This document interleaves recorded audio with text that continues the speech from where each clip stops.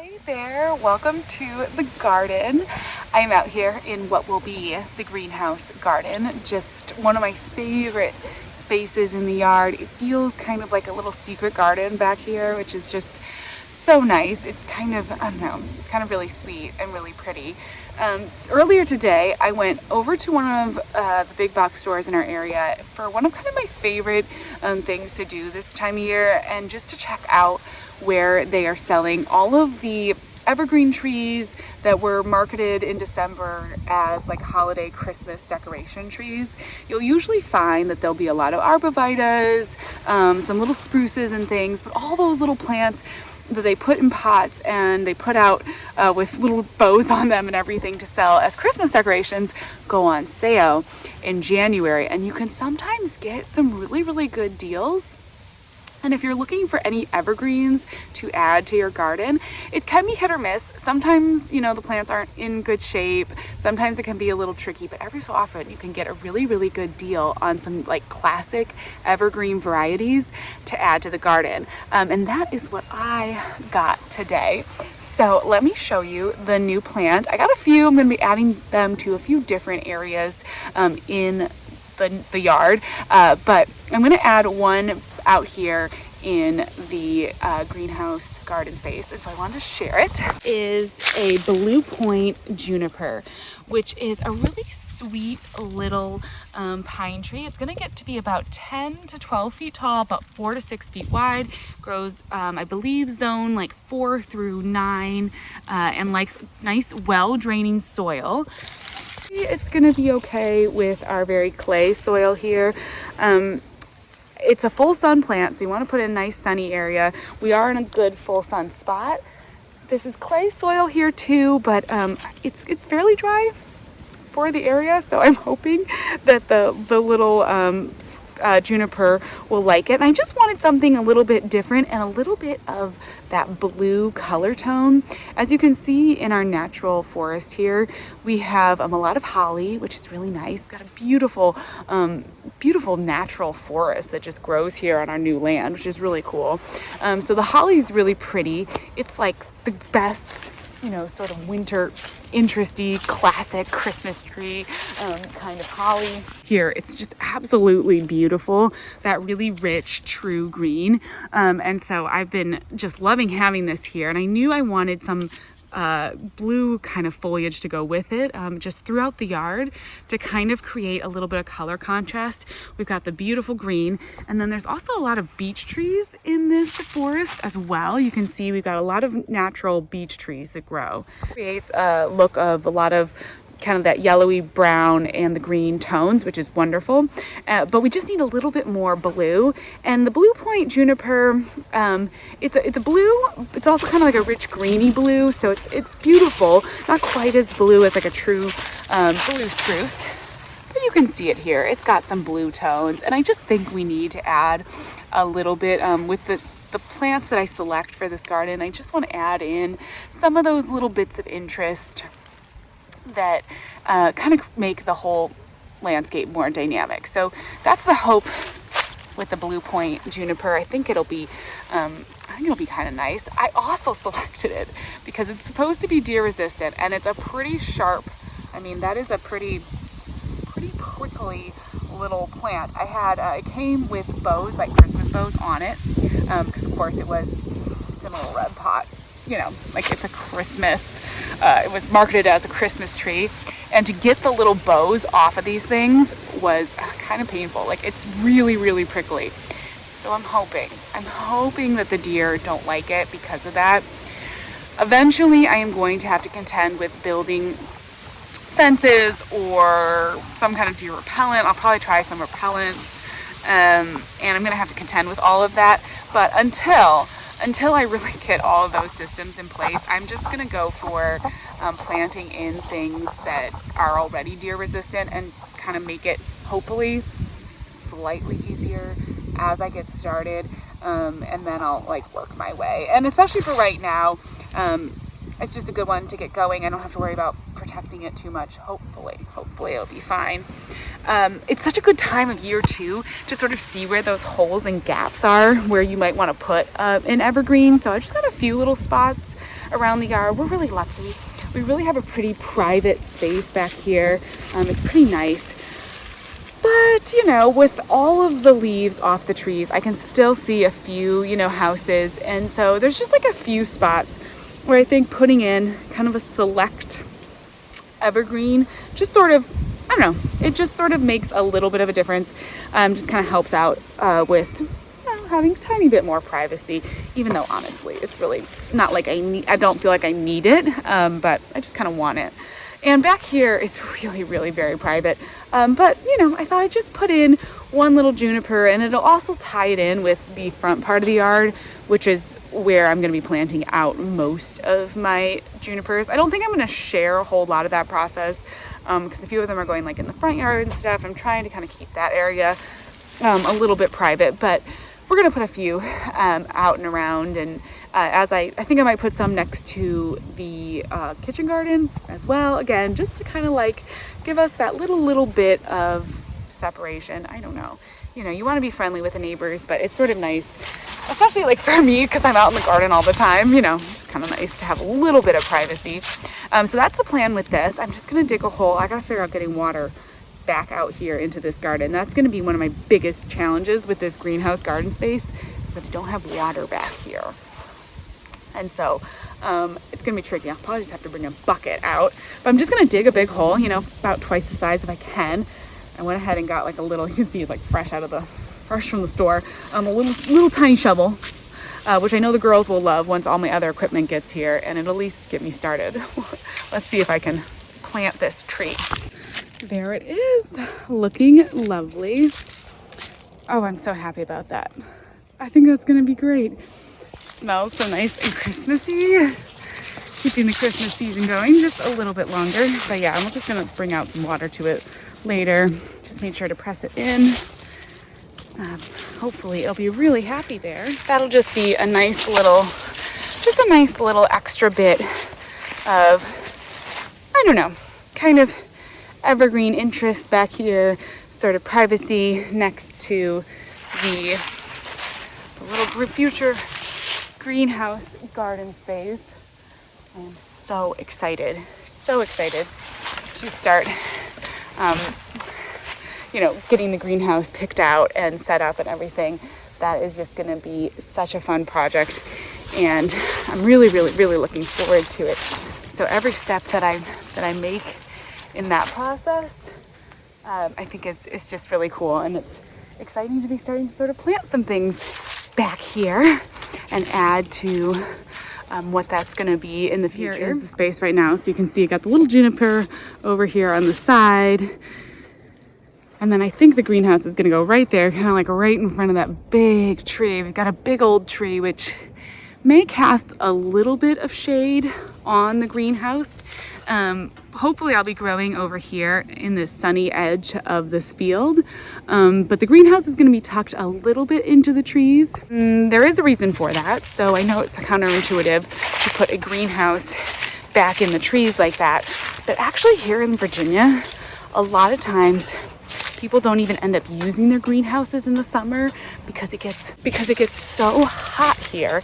We live in a very hot, very humid area, and it gets so hot in the summer that a lot of times greenhouses kind of just get like closed up and left for the season and just kind of sit empty.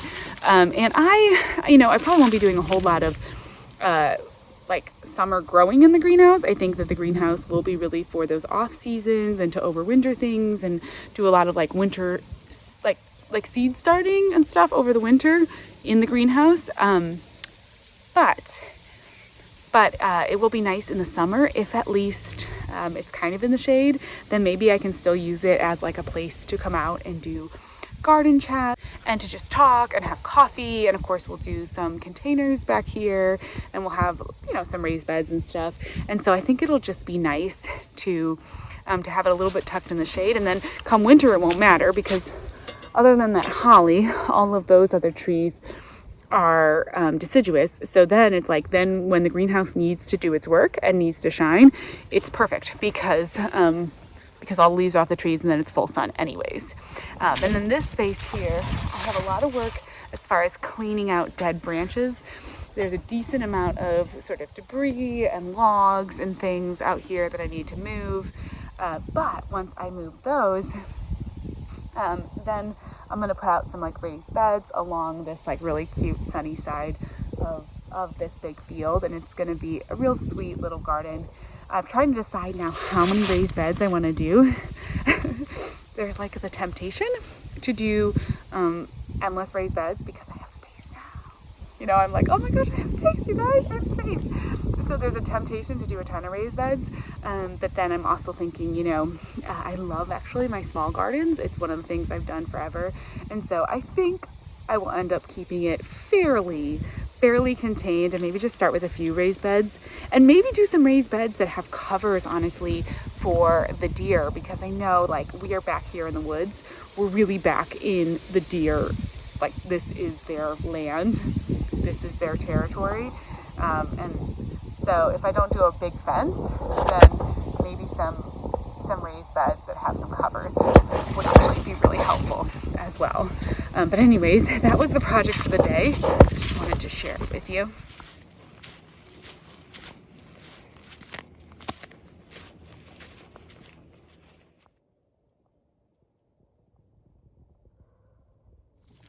Good morning. I've got like the most beautiful morning. It's cold. We ended up getting just the tiniest few flurries of snow the other day. I almost dropped my coffee.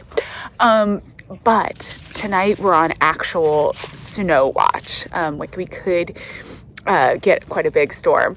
Or like by big storm, I mean like maybe 5 inches. We'll see what happens. But I'm out here walking the puppy, enjoying the beautiful morning in the greenhouse garden area. And I'm trying to think about where I want to do some planting of like rhubarb and asparagus and some of those long-term perennial things. I've started doing a little seed shopping, and one of my favorite seed companies, Pinetree Seeds, they're listed down below. I have a discount code with them. They have this really fun type of rhubarb. It's called Glaskin's Perpetual Rhubarb, and it's one of those rhubarbs that you can continue to harvest. And you actually can even, you can start it from seed, but you can even harvest sometimes like the first year. You can get a few, you can take a few, which sometimes I think for a lot of rhubarbs, it's kind of like asparagus where you have to sort of wait.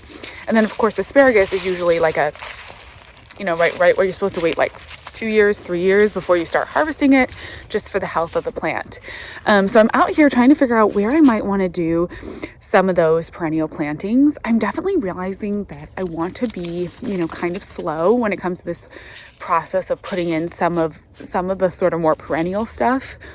As I've been out here walking around, looking at new places, I keep having new ideas, and my plans keep changing in kind of little ways, and I start, you know, seeing new stuff. And of course, this is just like a whole new area to me, and I haven't seen it yet with all the leaves on the trees, so I don't yet know. Oh my gosh, the puppy is running like crazy. She is absolutely loving being out here in the woods, just like me. But so anyways, I don't want to plant in too many perennial things that are then going to become, you know, issues or something that I have to, I don't know, I guess like replant, redo. But something like, you know, asparagus, getting a patch of rhubarb started would be nice, because, you know, just then in 3 years when I'm really established in the garden, I'll already have that sort of like started. I think it's just a good, you know, first one of those first year projects, like, okay, let's make a decision.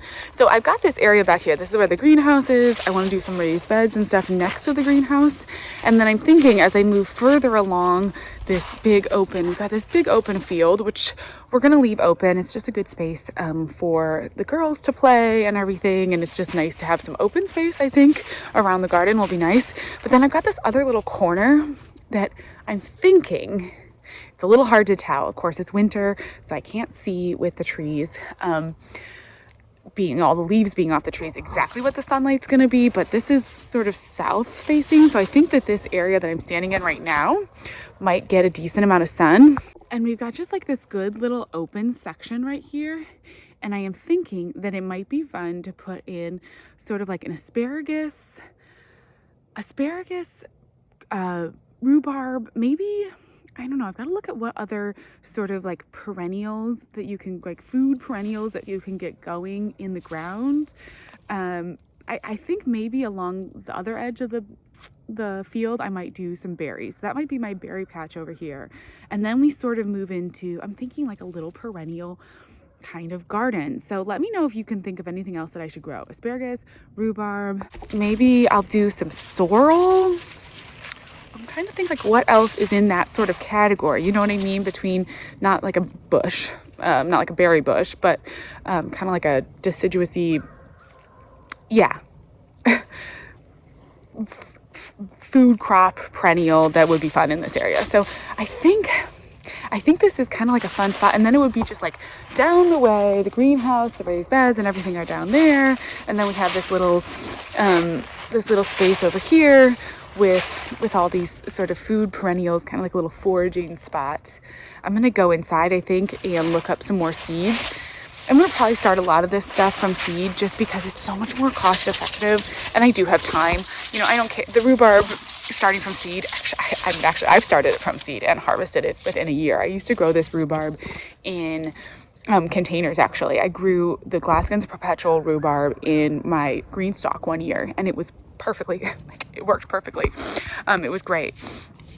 So I'm definitely gonna like get that started from seed. And I think that, yeah, I think it would be just fine. So I'll let you know if I come up with any other good sort of herbaceous kind of perennial plants. I could of course always pop in other annuals.